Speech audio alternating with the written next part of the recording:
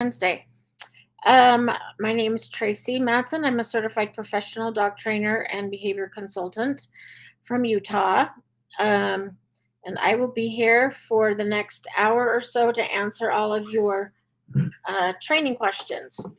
So, if this is your first time joining, welcome. And please, when you get on the chat, just give me your name and where you're from. I just need state or country. Because it just comes through as Facebook user. So let me turn my phone off so it's not beeping.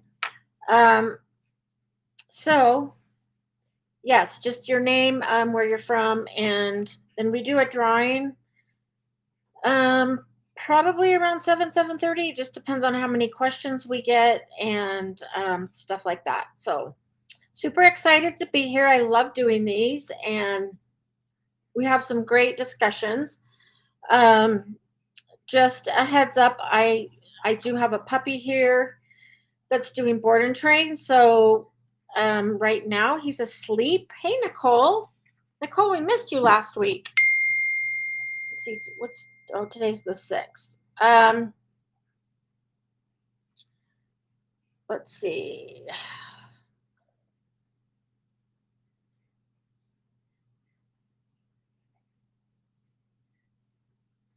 Okay. Yeah, we missed you last week.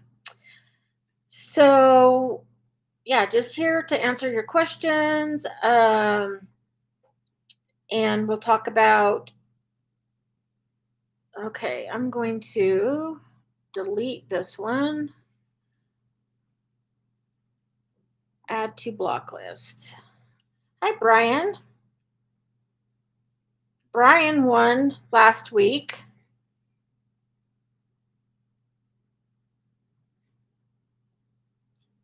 I'm glad to hear that they are sending you out. Hey, Maria. I'm glad that they're sending you out a bag of the jerky. I didn't know if they would do jerky or just the training treats. So that's good to know. Maria, you might have to remind me where you're from. Cartagena. Oh, these are brand new pens and they're crap. They don't work good. So yeah, Maria, if you can remind me where you're from. Nicole, Saturday I signed Moose up for a nosework class through Fenzi. Oh, good. You know what? I've taken a lot of classes through Fenzi Dog Sports Academy, and it's awesome. It's really good. They hosted the Lemonade Conference this year. I think I didn't take it last year, or actually, yes, the 2021 was last year. I did take that one. That was the year before. Okay, why did I block this guy and he can still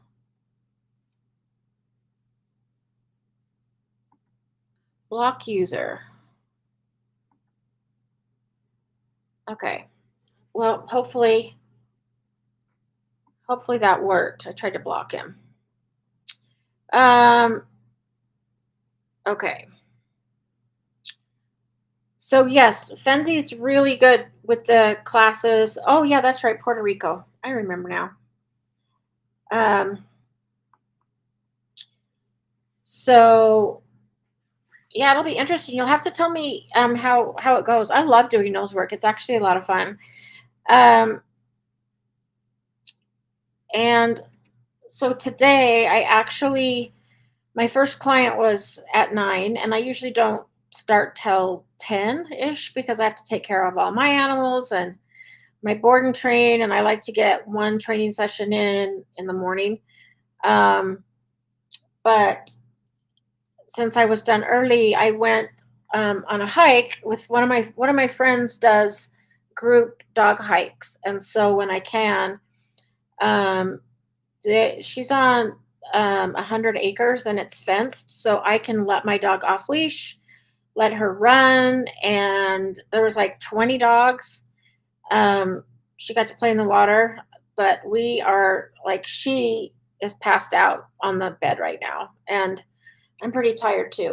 And I do have a puppy here who is asleep right now, and hopefully he will stay asleep during this because he likes to chew. So I might have to keep an eye on him. But if I crate him, he's gonna squeal. So I don't want to. I don't want to crate him. Um. Okay, Kristen. The next time I go to Staples, I'm gonna buy a whole pack of pens, and they're gonna be better than these that don't work. Let's see, Nicole. Oh my gosh. Why, you guys, what am I doing wrong? Why is this guy able to still get on? Yeah, he does not have private photos of me, I promise you. Okay, I'm going to try.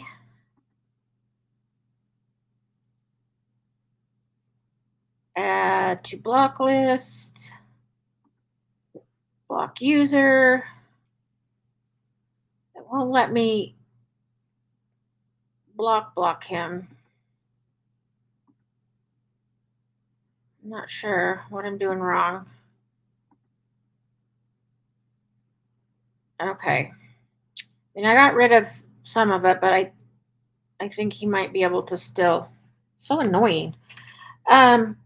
Yeah, so they're really good. It'll be fun. You'll have to tell me how it goes. Yeah, I've taken several of their classes. Oh, yeah. So Nicole, that's weird that you guys can't see him posting that only I can. So it said basically, I have private photos of you, and if you don't respond, I'm going to share them. And he wants to do things that I'm not going to repeat during the live, but I guarantee does not have photos of me because there are none out there. But yeah, I blocked him, so hopefully he can't get on now. It's just people trying to like hijack our lives. But Renee.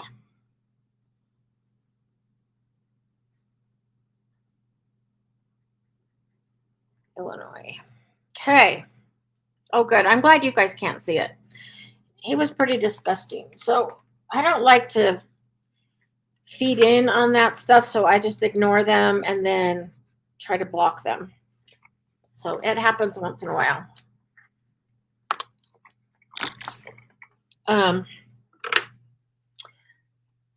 So I got to show you. I love trying out like new gear, and I think some companies should hire me to test out their product because anything remotely related to dog training, I'm going to buy. In fact, I ordered a new kind of treat bag that I haven't got yet, but hopefully it'll be big enough for like keys, phone, treats, that kind of stuff. But since I drink a ton of water, and when I go to clients' houses, I always have water, but like sometimes we're outside working, and so I bought, you can tell what one of my favorite colors is orange. But this is for a large, but check this out. It has a place inside for like driver's license, credit cards, your phone, your keys. And then I always do the strap so I can just strap it over my shoulder and have water with me. Oh, you have one of these? So this is from Arca Gear. I guarantee this was a Facebook ad or something, and I usually don't buy stuff off of Facebook because before it's been a scam or it's been really dumb. So yeah, I actually got two of them. I have an orange one and a black one. So yeah. Oh, you know what? It has a pocket in the front too. So you could actually put treats or something in there. I just like having my water handy. Brian, why does my girl Peyton lift her leg to pee?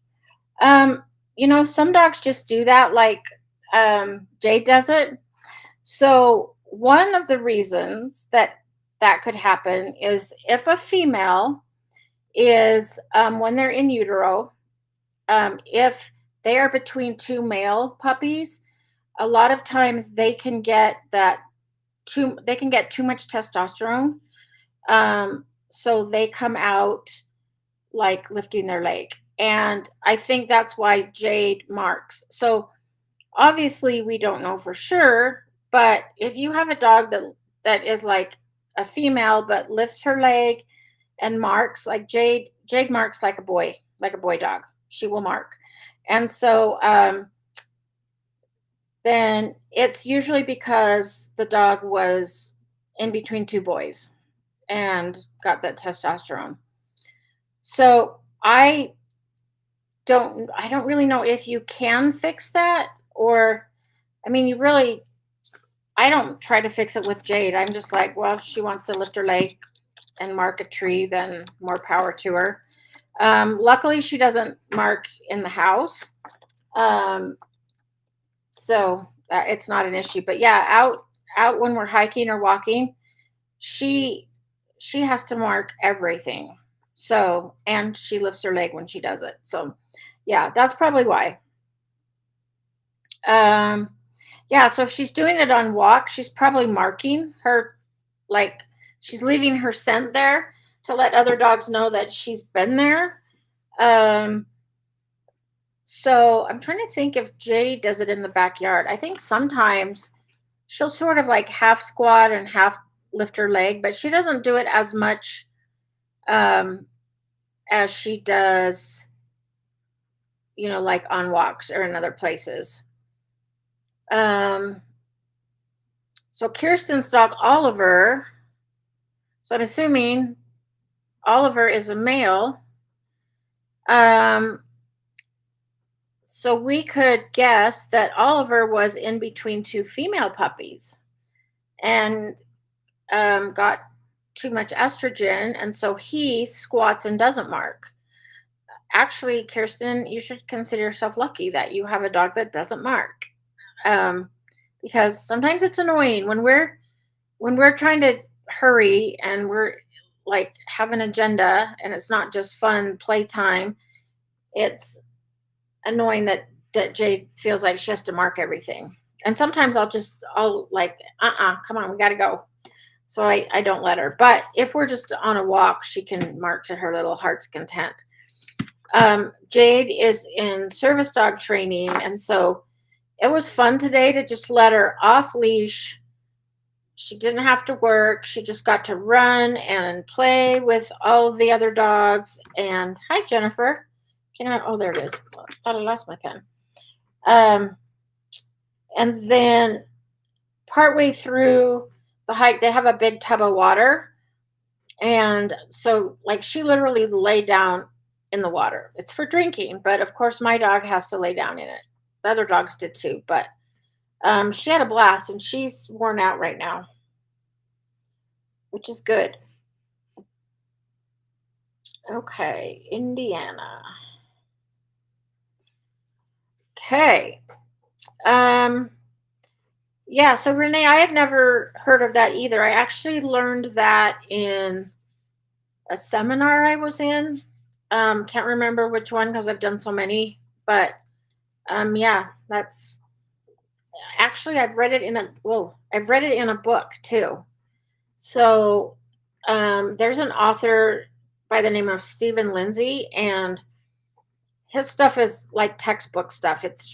It can be really hard to understand, and it's really in depth, and it takes forever. It took me like 2 years to read one of his books, mainly because there was one chapter on the brain and hormones and all this stuff that I had to read like 3 times. It was so hard.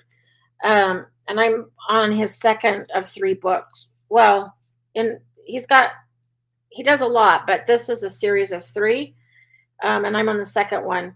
But I believe I read it in one of his books as well, that can happen. So, Kirsten, I've had mostly male dogs in my life. He's the first not to mark. I have a female Yorkie mix that will hike sometimes. Yeah, I mean, sometimes they'll do it,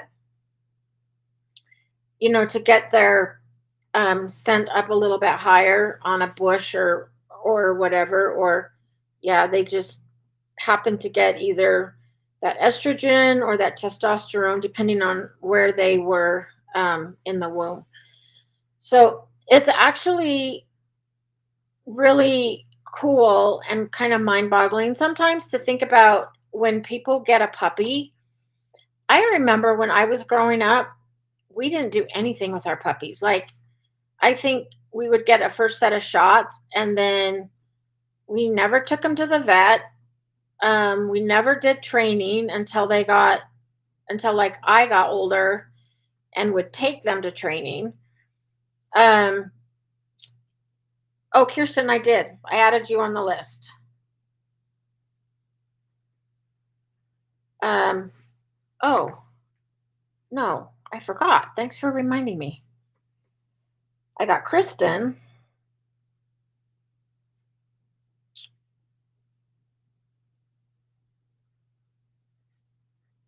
Thank you for the reminder because I would have forgot. I thought I did. Arkansas. So just like how different it is from when I was growing up, where we just really didn't do anything with our dogs. And, they always turned out to be good dogs. We didn't do enrichment or training or anything. And one of our little dogs would always get out. And sometimes he would be gone for 2 or 3 months and then come walking down the street and come back home. So um, we know so much more now. And now we do training, we do enrichment. And there's so much now because of science that we've learned about dogs, like um, mom can pass on stress hormones. If a mom is reactive, then the puppies have a greater chance of being reactive. If mom is stressed while she's pregnant, she can pass on those stress hormones. So even when people get a brand new puppy and they do everything right, like they go to puppy class, they socialize. I have a client right now who got a dog from a rescue as a puppy at like 9 weeks, did puppy class.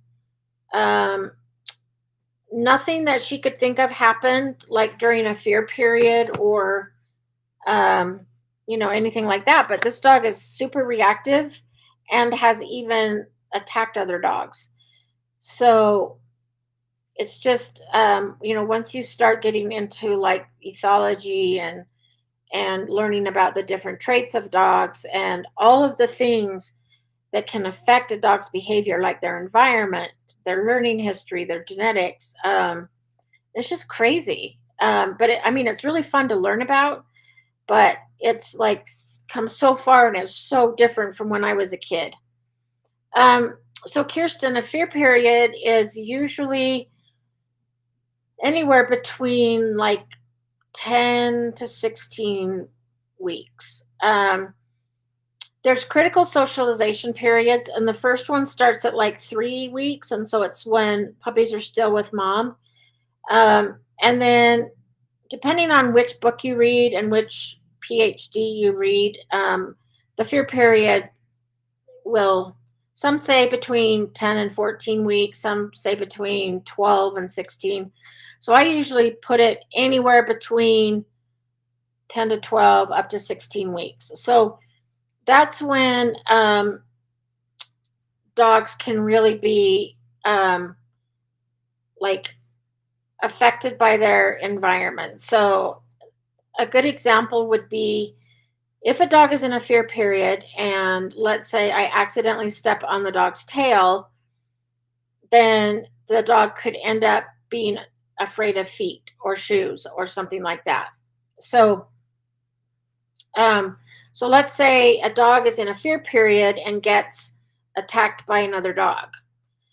So, and a lot of times we don't see the behaviors pop up until the dog's like a year and a half to 2 years. So Usually, when dogs start to be reactive towards other dogs, or all of a sudden start attacking other dogs when before they've been able to go to dog parks and do all this stuff, um, when I start to do a history, usually something has happened to the dog during a fear period.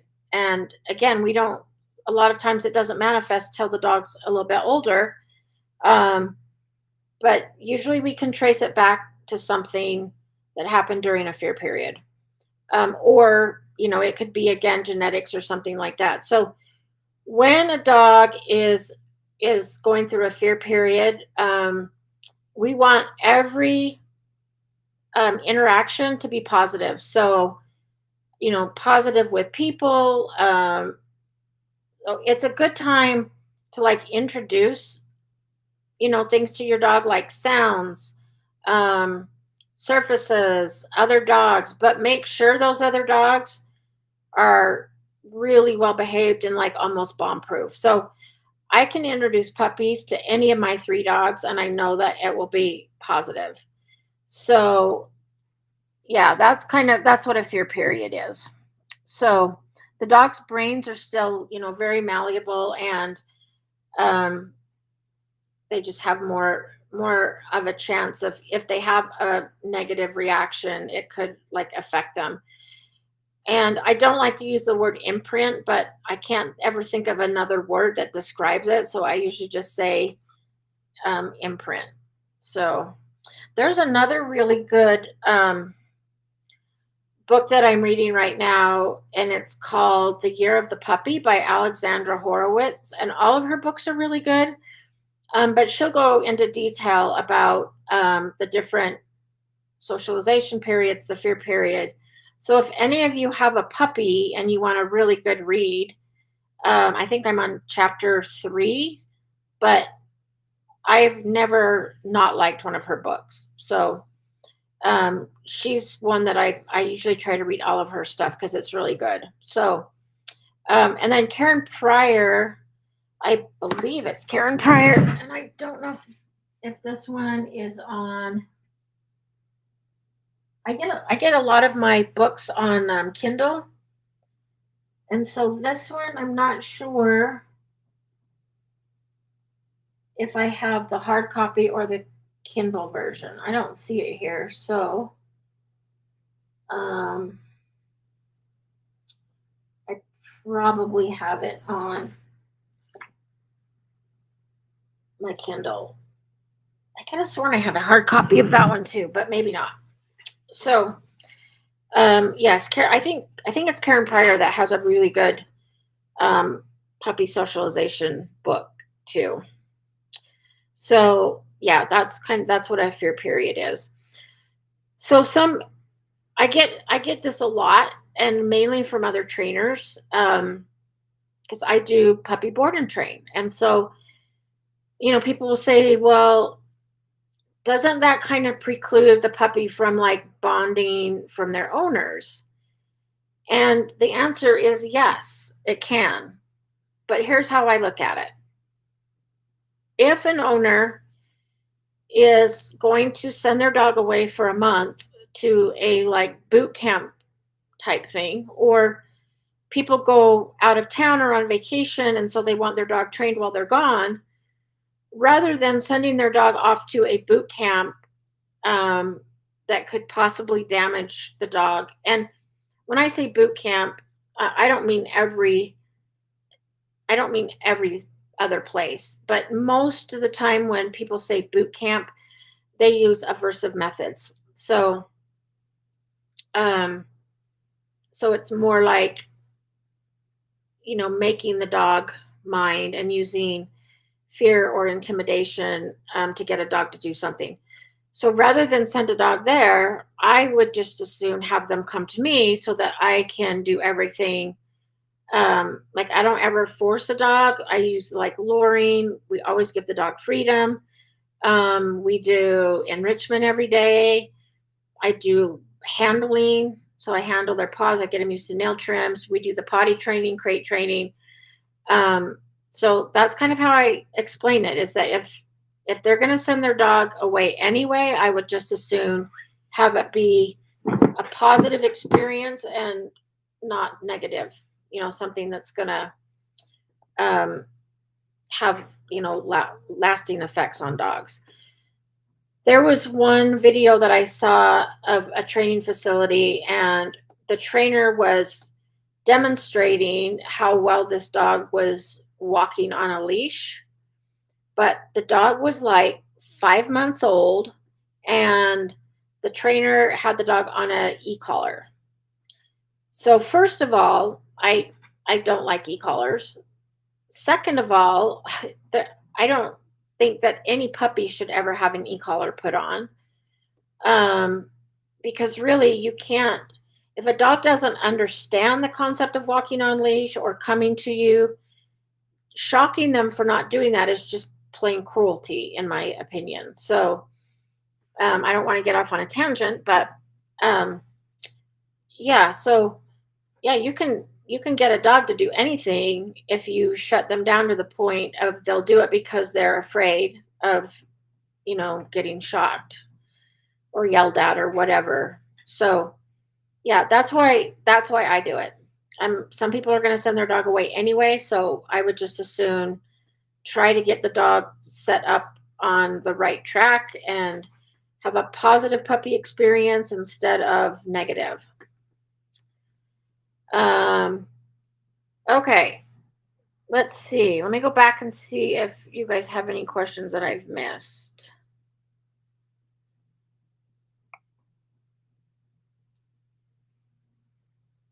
I think I finally blocked the guy because he has not. Oh, Nicole, you're probably asking about the treat bag I just ordered. I honestly don't know if it was the Voila treat bag. I ordered it from a different, like usually I buy things either from Pupford or Amazon, but this was from a different ad that popped up with my email. So I'll have to see what it is when it gets here. I actually ordered me one, and then I ordered my friend one too that has the dog hiking business, just so she can carry all of her stuff. She sticks her phone like down in her yoga pants. I'm always worried that it's going to fall off and she's going to lose her phone. So I actually bought 2 of them. Hi, Willie. What are you doing? The dogs are so tired. They have been playing with Puppy all day. We've been training. And Jade especially, we did about 2 miles today, and it was all like uphill. So yeah, she's tired, and Willie's tired. I'm tired. Okay, so what questions do you guys have? I can't think of anything else to talk about. Or we could do drawing early, and I could let you go early if you want. We could do a case study that we did a couple of weeks ago.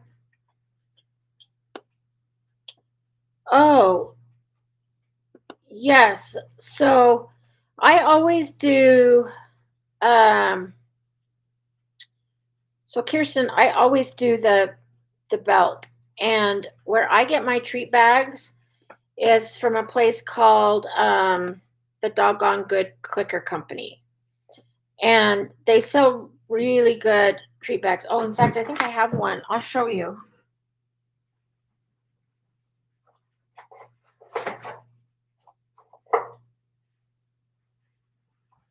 So I buy treat bags like women buy purses. Okay, so this is from the Doggone Good. In fact, if you can see that, there's there. And it's just doggonegood.com. And it has this part, but I always buy the waist belt, and I've never had this break. I've never had one of these break. They have different ones. This is like the Rapid Rewards pouch, and I just like it because you can put poop bags in the back or your phone. or you could put poop bags in the side. I usually, oh, this has a, I didn't even notice that. So this one, I think is for poop bags because there's a little opening. And then it's got the pocket in the front, and then when you open it, it's got another Velcro inside. So because I carry a lot of stuff when I work, I want something. Oh, yeah, Nicole, I probably have more than 8. I have so many. The one that I have right now, I actually got on Amazon, though, and it's one that is kind of like this with the magnetic closure. I like the ones with the magnetic closure because I don't like zipping and unzipping all the time. So, but the one that I have, it's out in my car, or I would show you. Billy, what you doing over there?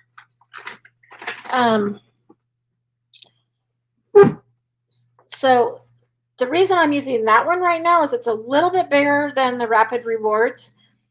I also think you can get the Rapid Rewards pouch on Amazon. I get it from these guys because I will often get it with my I can get it with my logo on it, and it's advertising. But the one that I have now is a little bit bigger, and in the middle it has a divider, so I can put like regular treats and then high value treats. So I have it, it divides it into like what if we're doing something like recall or leave it or flight queue, I'll have like my Pupford salmon treats, and then in the other side, I'll do like the beef liver or the rabbit. So that's why I'm using that one right now, and I am like always trying out new. Hey Archie, come here. I'm always trying out new treat bags and stuff just to see. It's crazy, Sorry, I think Brian, you're the only man so far, so pardon this girl talk. But you know how women are always trying to find the perfect purse, and I have yet to find the perfect purse or the perfect backpack because I don't really carry purses. But I do the same thing with treat pouches. Like I'm looking for the perfect setup to take my phone, my keys, treats. I usually will take some citronella spray just in case we run into a loose dog. So, I've never had to use it, but just for safety. But it's in my car, so I will try to remember to show it to you next week. And then the new one that I just ordered that isn't here yet. So, yeah, so like I've had the one that I just showed you. I probably bought that 6 months ago and it's brand new because I haven't used it yet. But they will, Doggone Good will have like sales and specials. And so I'll always like grab a treat bag because I know that at some point I will use it. And then when I use a new one, my used ones, a lot of times I'll just give them to clients. It's like they're used, but if you want it, it's still totally usable.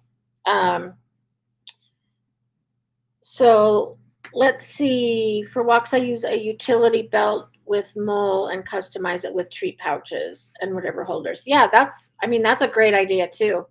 I have something like that in my car where you can Velcro like different pouches and stuff. So yeah, that's a good way to go as well.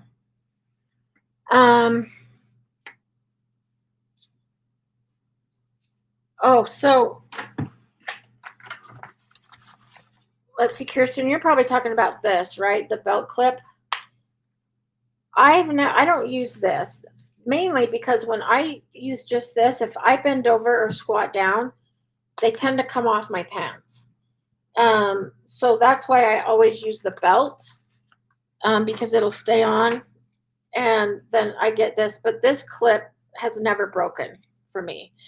But even this seems pretty sturdy. And let me.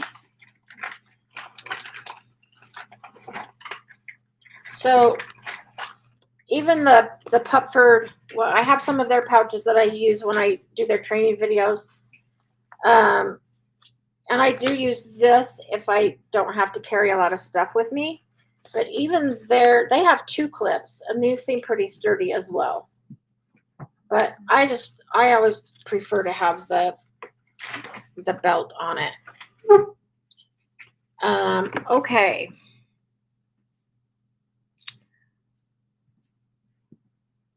Oh, let's see. This one, you have to go to the site specifically, and they're always sold out.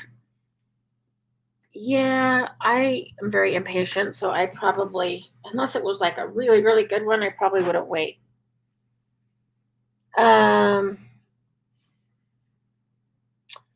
Oh, Bill, 39 hours. Hey, look at this. Archie, come here. Good boy. So, this is my board and train for 2 weeks. Golden Doodle. I believe Archie is 10 weeks old. They just barely got him. They went all the way to Canada to pick up this dog. Canada. And they live in Utah. Huh. So he is staying here for 2 weeks for board and train. My dogs have been really good about teaching him manners, and it's been fun. He's been one of the more fun doodles that I've had here. Sometimes if I get him a little bit older, a lot of times doodles can be somewhat neurotic. But this guy is actually really cool. I actually really like him. Yeah, carabiner. That would work good. So I always have in my treat bag that's out in the car, I have carabiners on my treat bag, and I have them on my water bottles so that I can clip my keys or whatever. But yeah, carabiner would work great, and they're really sturdy.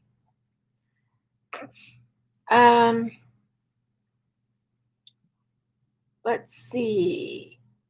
I got a treat bag with 2 pockets and poop bags. So put a loud siren and treats just in case we get attacked again. Plus a pipe in my pocket. Yes, that's why I always carry citronella spray or pepper spray or something with me just in case. Like I said, I've never had to use it, but I just always want to be prepared because it is terrifying. It is a terrifying experience. I have a client whose dog, and it's kind of interesting that this dog will. Hey guys, be careful.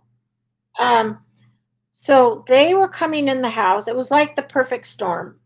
Actually, we can kind of use this as a case study. So it was like the perfect storm in that the garage door was open, and it's usually never open. They always close it. She came through the door. The dog pushed by her, ran out, and attacked the neighbor dog. Now, the neighbor dog is 3 times this dog's size. So it's like, why are you attacking a dog that could basically kick your butt? But he did. Hi, Jade. Jade is the fun police. Jade likes to go bark at the dogs when they're playing. Huh, you think you need to supervise everything. Yeah, you want to say hi? You want to say hi? Yeah, it's a good girl. So,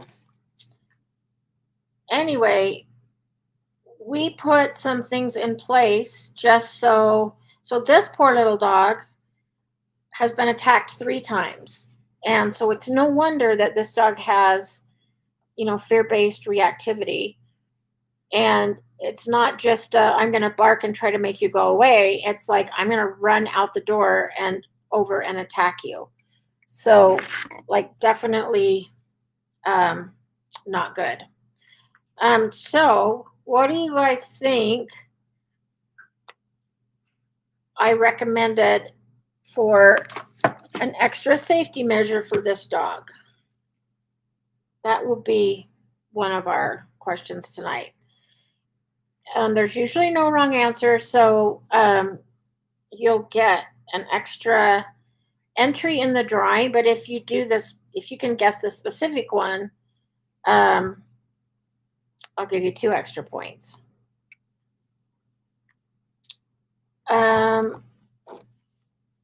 Let's see. Oh, Bill, my doctor gave me ours. What a great person.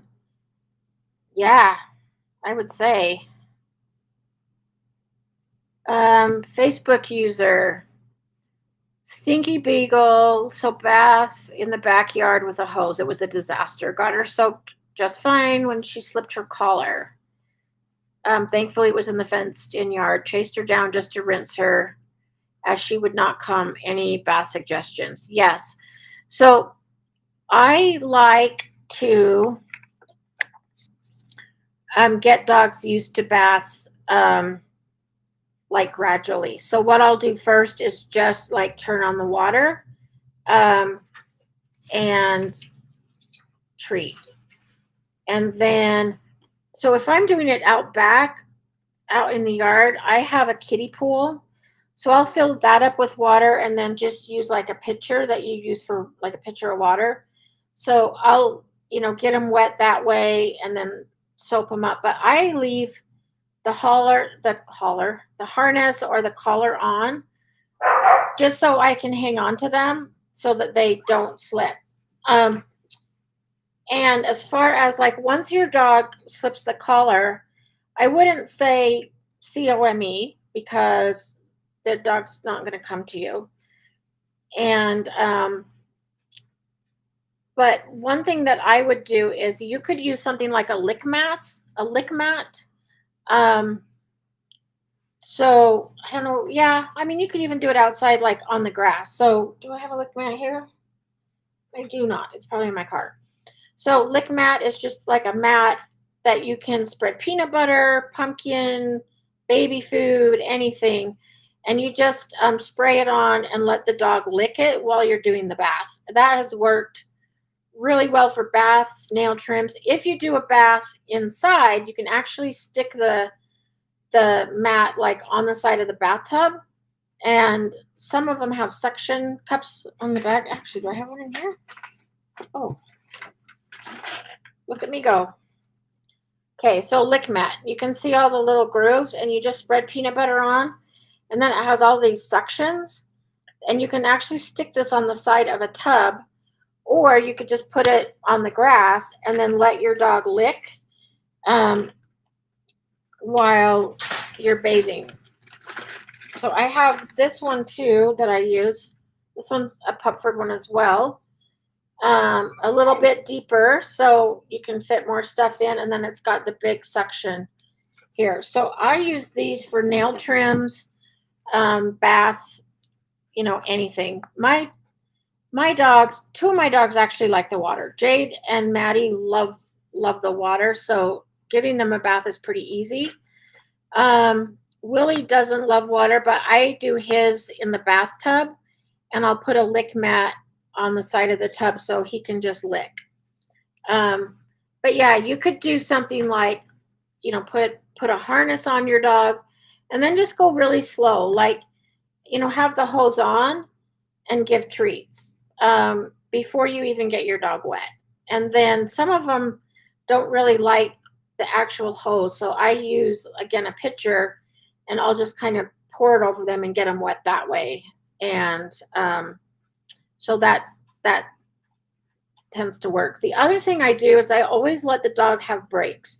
So if a dog backs away or needs a break, I let him have a break, and then we get back into bathing routine. So yeah, try that. So, okay, back to the case study. Muzzle. Yes, actually, I did recommend a muzzle. Renee, leash on at all times. Yep, that's one. Brian, keep the door closed and train her not to leave the threshold. Peyton does that great, just sits till we let her go out and put a lead on her. Awesome. Yep, that's those are all really good suggestions. There's one specifically that I recommended, and it's just kind of adds another layer of safety. So if I give you that hint. It's another layer of safety. Yeah, so Nicole, we actually did that one too. Yeah, these are all right. These are all correct answers. We are working on the emergency retreat. However, they've only been working on that for a week. So I met them a week ago and we've done 2 training sessions. So that we're working on the retreat cue, but the dog doesn't know it well enough to be able to do it when he's over threshold. So, oh, Kirsten, I forgot yours. Walk on harness near other dogs and treat them. Yeah, so we are doing like the engage disengage. We can't really walk near other dogs because this dog is so reactive. So we were out in the front yard and the neighbors walked out with their 2 dogs and this dog immediately fired up. So I had to, dude, let's go. And we had to move farther away. So we were like several hundred yards away and this dog was still reacting. So we had to go quite a distance before I could get the dog to like focus on me, take treats, things like that. Okay, let me make sure I'm giving you guys your points. So Kirsten, but yes, we are doing that. We're just doing it from a distance right now until we can get closer. Brian, keep the door closed and train her to not leave. Oh yeah, I think I already gave you one for that. So this happened when she was coming in. So she normally will come in and close the garage door, but for some reason she had to move a car. So the garage door was open. She came in the house through the garage door, and that's when her dog pushed past her and ran over and attacked the other dog. Brian, yes, you could yell stay. The only thing is when a dog is like over threshold, they have a really hard time following cues. So it's kind of like, bingo, Nicole got it, baby gate. Yep. So Nicole, you get 2 points for that. So yes, like doing a stay or a down. I'm gonna give you guys points for that. Like you can work on that kind of stuff, but again, if a dog is over threshold and is running over to a dog, chances are they're not going to listen. Like they physiologically they can't. They're like in survival mode and they're just focused on that. So you could tell them that chicken is raining from the sky and they're not going to listen. And that's why we practice the retreat cue a lot with super high value stuff, and we do it a lot under threshold before we even try it over threshold. So yes, and these guys do go on walks late at night, early in the morning, to avoid people. Yep, I will give you a point for that. But yeah, so basically for safety, I told them to put up baby gates. So they're going to put one at the front door so that if the UPS guy comes or, delivery and they need to sign for something, when you open the door, there's a baby gate there. So there's that layer of safety so the dog can't push through. I used to have baby gates at my front door when I had Hallie because she was a flight risk. Like if she got out the front door, she would want to go explore.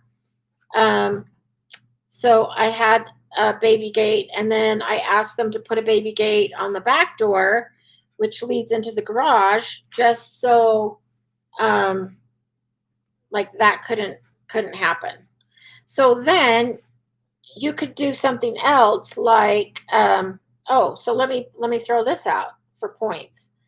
And yes, the dog is small enough to pick up, so you can pick the dog up. It's a small little mini Aussie, but yes, definitely small enough to pick up.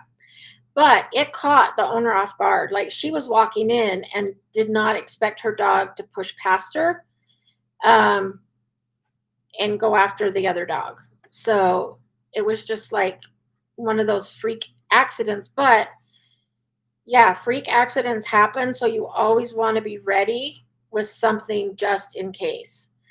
Now, if a dog can push past a door, they can also push past a baby gate when you're going through. So, what's something that they could do at the baby gate to allow them to get through the baby gate and into the house safely so the dog doesn't bolt through the baby gate?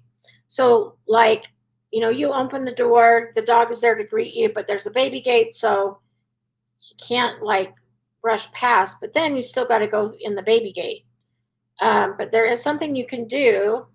There's probably lots of things, but the one I'm thinking of, there's something you could do at the baby gate to help you be able to go in safely. So think about that, and I'll give you points for that. This is actually a lovely little dog. Like, he's so cute, and he's got these beautiful big blue eyes. I've got all my 3 dogs. Oh, there you are. I had to make sure Puppy was around here somewhere. This dog, this golden doodle, learned how to use the dog door the very first day he was here. So he's pretty smart. He is a chewer, though. He likes to chew things he's not supposed to chew. That's why I have to keep an eye open. Okay, yes. So have it open towards you so he can't push past. Yes, and I would actually probably have it open away from me so that the door pushes the dog back and then you can get in.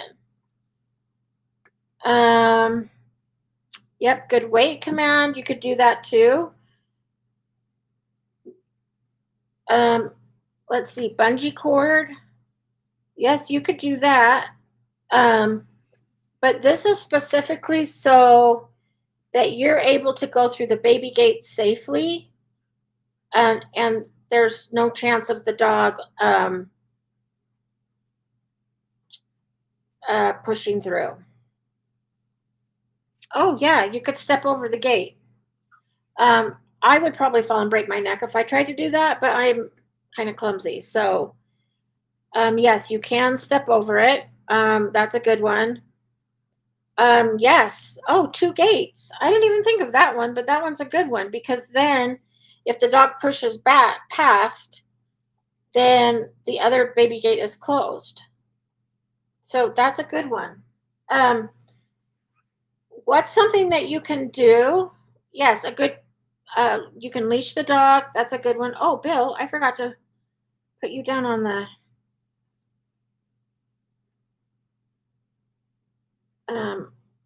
for the drawing. So I just put you down. A good place command. That's just coming through as Facebook user. If you tell me who you are and where you're from, I'll enter you in the drawing, and I'll give you an extra point for that. So yes, Bill, you can put a leash on the dog. What's something that's fun for the dog to do that can get the dog away from the baby gate? So, like, you've opened the garage door, there's the baby gate, and you're like, okay, I don't want to open the baby gate because the dog is right there. And I don't want to take the chance of opening the baby gate and having the dog push through. Oh, Sandy from Indiana. Yes, Renee, throw treats. That's what I was looking for.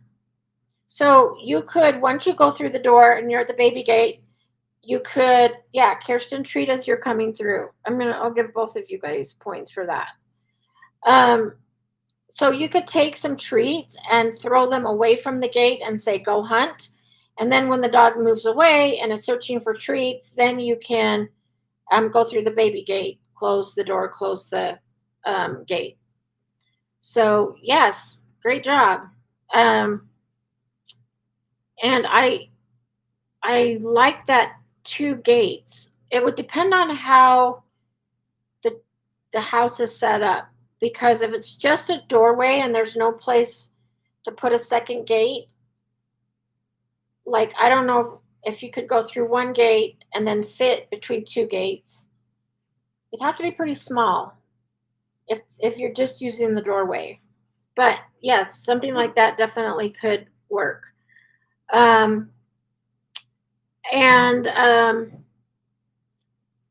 Yeah, Sandy, using a place command is really good too. If the dog like notices the other dog though and is gonna like go over threshold like that, chances are they're not gonna listen to like, place or something like that. But yes, putting a leash on the dog would be really good and safe. And just moving the dog away from the baby gate, so throwing treats. The Gohan game is one of my all-time favorites. I use that for so many things. I use it for enrichment. I use it to, so the same dog, we were outside, and I was about ready to get out my Leroy, who's my full-size stuffed dog, and show them how to do engage, disengage. But then the neighbor came out with their two big dogs. And so we had like live training right there.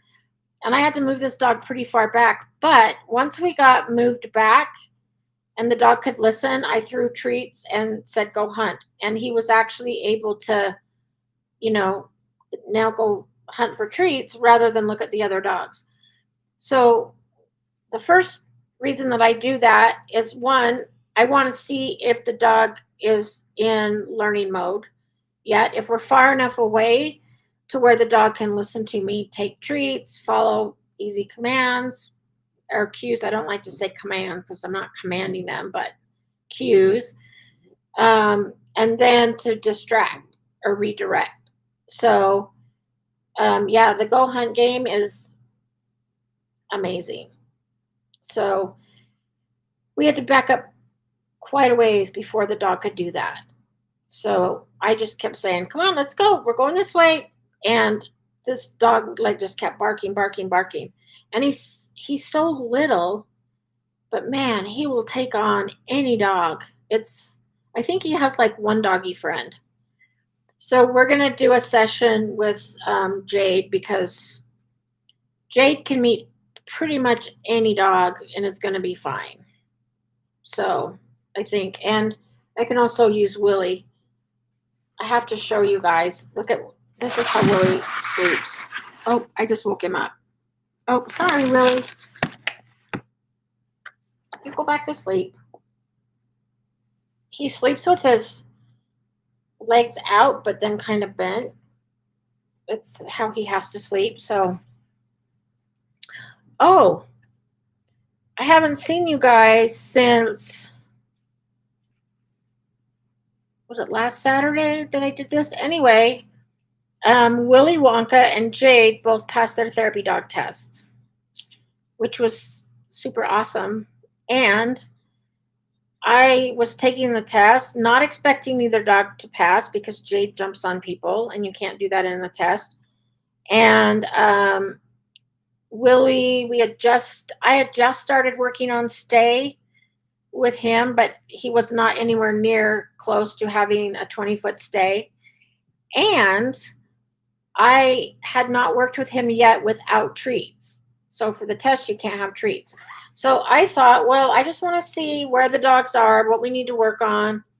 So I wasn't planning on passing, and then they both passed. So it was kind of a shock that I thought Jade might pass if I can keep her from jumping on somebody. She might pass. I really did not expect Willie to pass, but he did it. Like, he was a little rock star. So yes, now I can start taking him in schools and things like that. I'd love to use him in schools with kids that have disabilities and, stuff like that. So yeah, it was a great weekend. Unexpected that you passed your test, huh, buddy?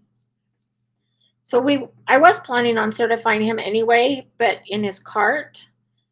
But, now that he's walking and doesn't need a cart, I thought, well, now I've got to train him. So I hadn't really done a lot of stuff with him. So he is just my little rock star. And Jade did jump.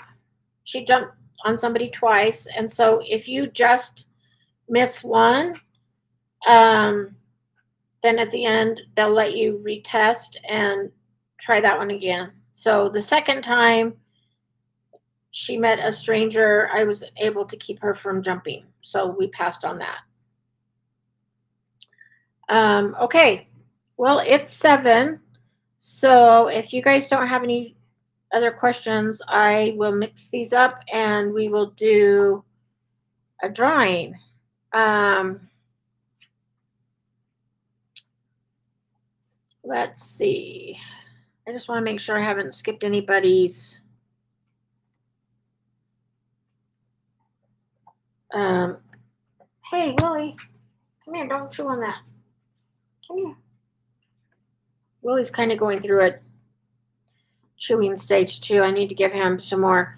We kind of got through his chewing stage by doing enrichment boxes, but he's kind of chewing again, so I'm going to have to get some enrichment boxes out for him. Okay. I just want to make sure that I did not skip anybody. Okay. So let me mix all these up.